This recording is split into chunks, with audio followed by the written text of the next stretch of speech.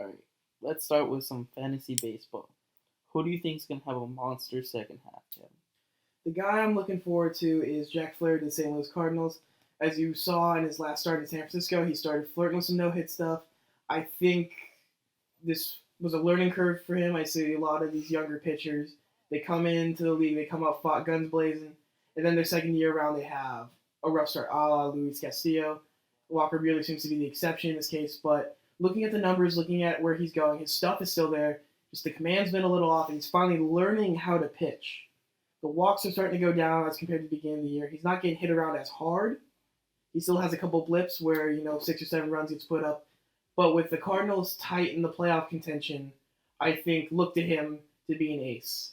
If you have him on your team, keep him. If you don't, trade him. This is very much a buy low scenario, and I think he can come out big for your ball club. Now to kick. Well, I've got Scooter Jeanette, some scoot come up in here. So he was injured basically the entire first half of the season, but he's come back and hasn't been bad. So I just think he's going to have a great second half, go back to how he is normally. Yeah. All right. Nico, who's your guy? All right, I'm going with Caleb Smith. He had some good stuff in the beginning of the season. He went down with an injury, but before that, he wasn't doing as well. I think he's going to come back hot and do what he was doing in the beginning. I think it's not a dangerous play to pick him up. He had some good stuff, and he's got a good upside. So why not? I'm going to go with another injury-prone player. The Dodgers picked him up this past offseason, AJ Pollock. I still think that this is a chance he could be an impactful player. That sucks.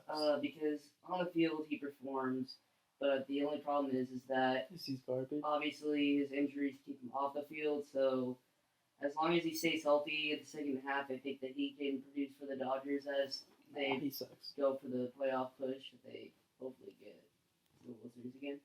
So The Dodgers I don't think they're going to go to the playoffs. The World Series this season, but he could be a impactful player, and I don't know. He's garbo. He's good on the field. He's an all-star. No, he sucks.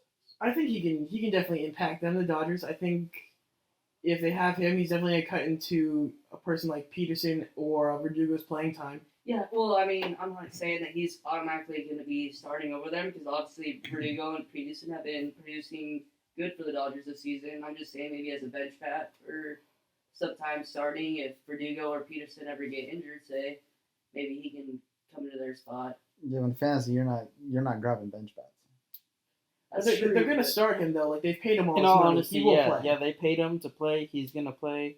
He's there to play. They made that move, so he's gonna start. Yeah, these are. I think all 4 of these guys are definitely some guys that I would really consider adding to your team, and they could really improve your roster down the playoff stretch.